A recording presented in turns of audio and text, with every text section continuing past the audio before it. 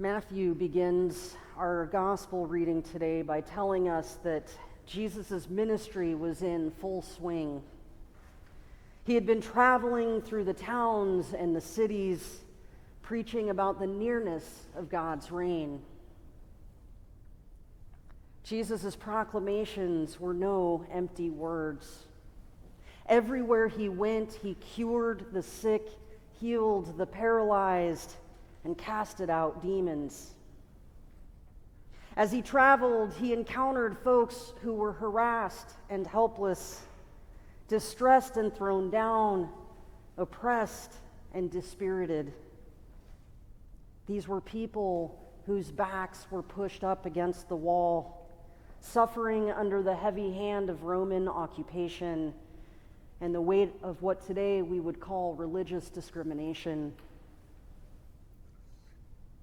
They came out in droves to hear Jesus speak, to receive his healing touch, and to seek the liberation that he offered.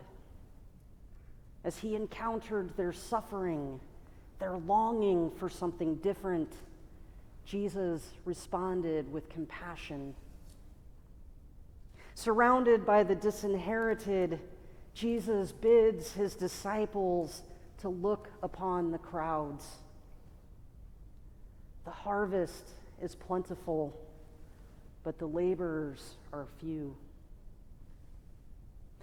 See the suffering of the people, he told them.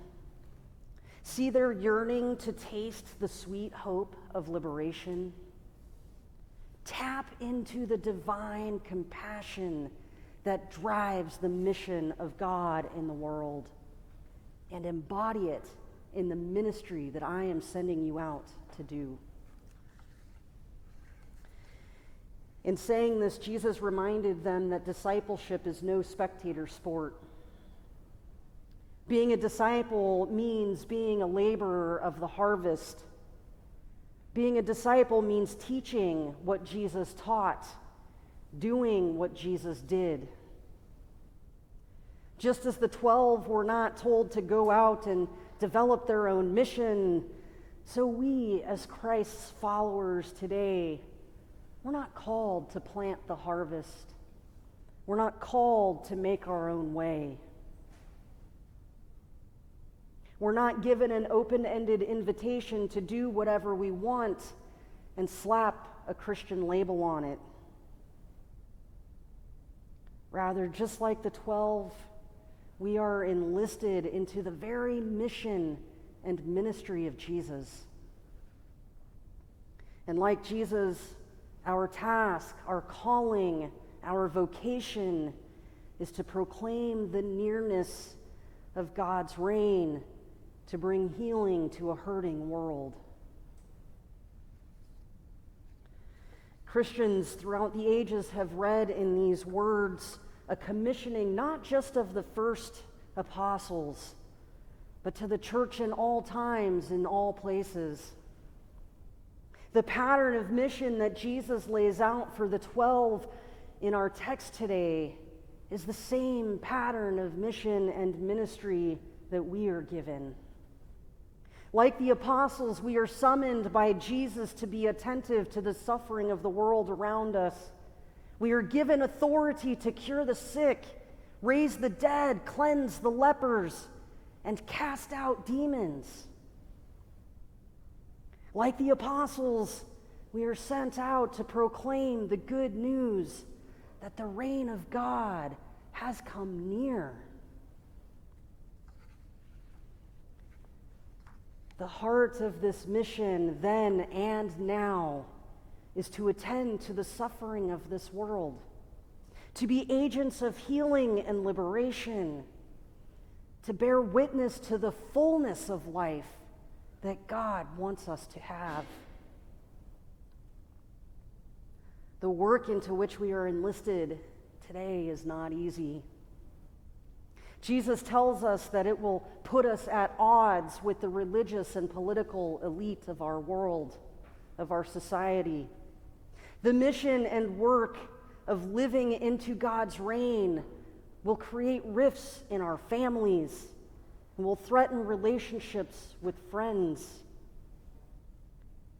Curing the sick, raising the dead, cleansing lepers, and casting out demons. These are the works that come from being attentive to suffering and responding with compassion.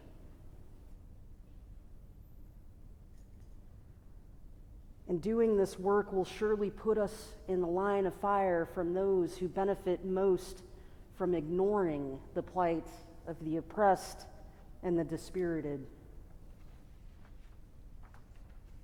Curing the sick, raising the dead, cleansing lepers, and casting out demons. In our contemporary moment, it's easy to get tripped up on these tasks of God's mission. We see them as descriptions of things that we attribute to the supernatural leanings of the ignorant. These are not the works that disciples of Christ in our day and age can be called to, because who of us can actually heal the sick? Who actually believes in demon possession anymore? Leprosy is outside of the scope of our typical experience. So what does that have to do with us? And who has ever heard of anyone actually being raised from the dead apart from serious medical intervention? I wonder, though, if these questions miss the point. If there isn't something significant here that we miss about what it means to be a disciple of Christ if we just shrug them off as archaic ignorance. In one of the articles that I read for this week's lessons, the commentators suggested that we struggle to understand these missional tasks because they are so far out of the range of our experience that we don't easily connect with them. What might curing the sick or raising the dead, cleansing lepers or casting out demons look like in our present moment?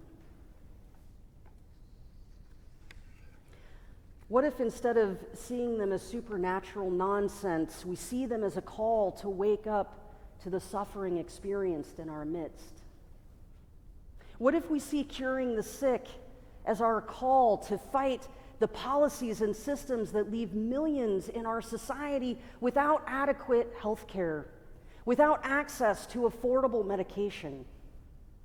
What if curing the sick is about addressing not just the symptoms or the disease, but the full range of circumstances that perpetuate sickness and ill health? What if curing the sick entails fighting for the health autonomy of women and trans folk? What if raising the dead is less about bringing corpses to life and more about challenging and dismantling the death-dealing systems that leave large portions of our population barely scraping by?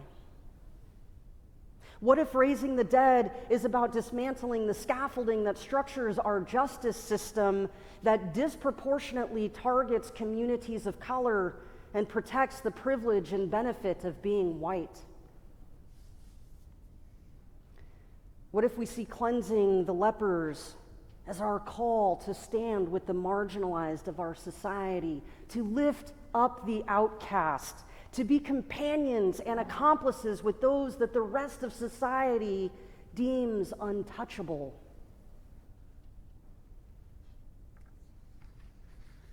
What if cleansing lepers means reaching out our hands in friendship with people who live on our street corners, what if it means taking a stand between bigots and the targets of their hate? Or calling out our coworkers or family members or friends for their phobic comments and behaviors? What if casting out demons is our call to liberate people from the things that keep them in bondage? What if casting out demons means companioning people who are struggling with addiction?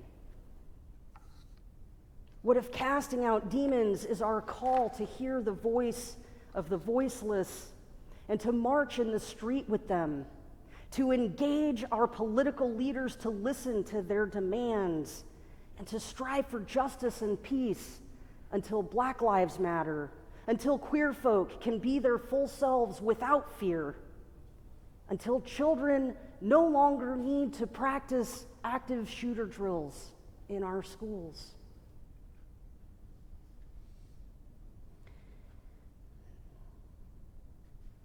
No, this is not easy work. The work of God's mission is risky. It will put us at odds with the powerful.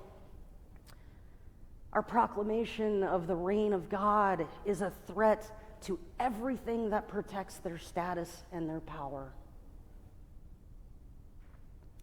And yet, we are not left to our own devices. The very Spirit of God is with us, remains with us, speaks through us, and empowers us.